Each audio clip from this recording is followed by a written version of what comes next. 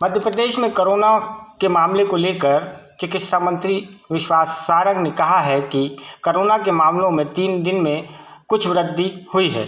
जनता corona protocol का पालन करे, हमारी टेस्टिंग चल रही है। तीसरी लहर से निपटने की तैयारी है। 7 जुलाई को जबलपुर जाकर सीएम समीक्षा करेंगे।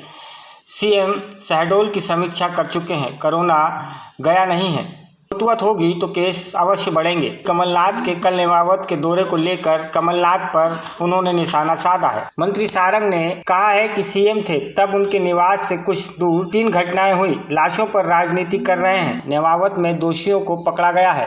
फास्ट ट्रैक में कार्रवाई हो रही है।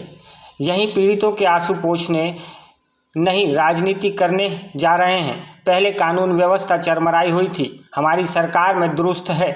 के लिए एनसीडीसी को हमने एयर मार्क कर दी है जगह कमला नेहरू अस्पताल के 6वें फ्लोर पर।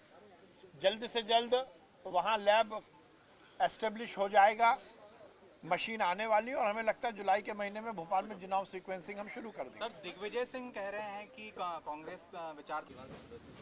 सर ये भी आरोप है कि शिवराज जी अभी तक नहीं गए घटना को नेपानगर।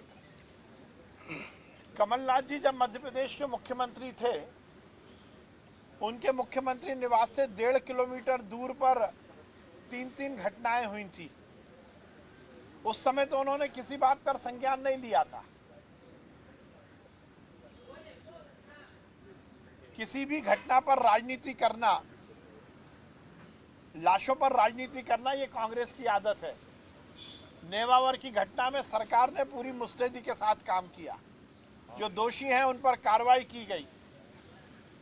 उनकी जो भी अचल संपत्ति थी उसको जमींदोज कर दिया गया, और माननीय मुख्यमंत्री जी की पहल पर ही जो दोषी हैं उनको पकड़कर यह सुनिश्चित किया गया है कि फास्ट ट्रैक में उन पर मुकदमा चलाया जाएगा।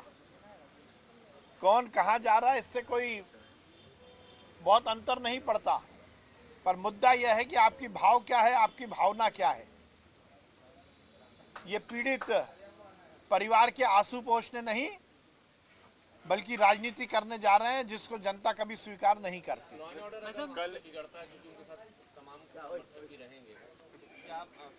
मुझे ऐसी उम्मीद है कि कमलनाथ जी बहुत ही सीजन्ड पॉलिटिशियन हैं। वो स्वयं ये प्रयास करेंगे कि किसी भी तरह की लॉ एंड ऑर्डर बिगड़ने की स्थिति ना बने। मैं फिर कहूंगा कि लाशों पर राजनीति शोभा नहीं देता। 15 महीने कांग्रेस की सरकार में मध्य प्रदेश में कानून व्यवस्था चरमरा गई थी। मध्य प्रदेश में काला बाजारियों का बोलबाला था।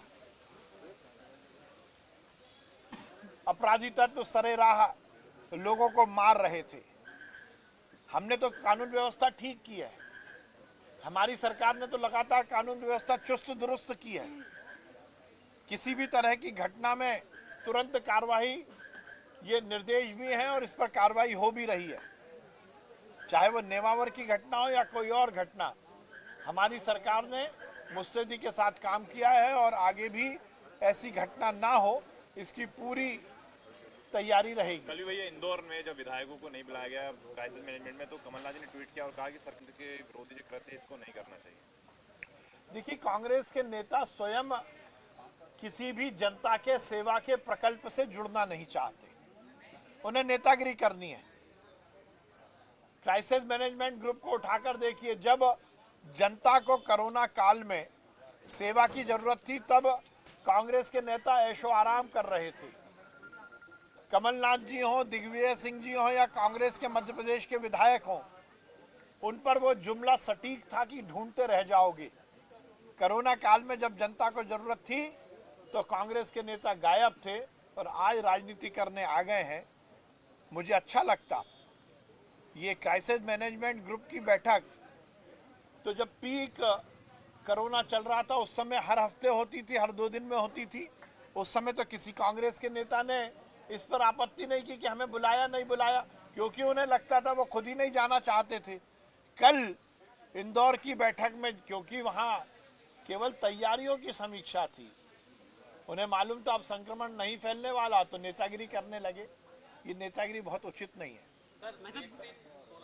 दुनिया को मालूम है और हिंदुस्तान का बच्चा बच्चा जानता है कि देशद्रोह और देश के साथ गद्दारी करने का काम दिग्विजय सिंह जी ने किया है। 370 धारा का समर्थन करना ये कश्मीर को हिंदुस्तान से अलग करने जैसा लायक है। दिग्विजय सिंह हर समय आतंकवादियों को संरक्षण देने और उनको बिरयानी खिलाने की बात करते रहे। अफजल को गुरु कहना और देशभक्तों को गाली देना, ये दिग्विजय सिंह जी की राजनीति का मूल मंत्र है। दिग्विजय सिंह जी देशद्रोही भी हैं और देश के गद्दार भी हैं।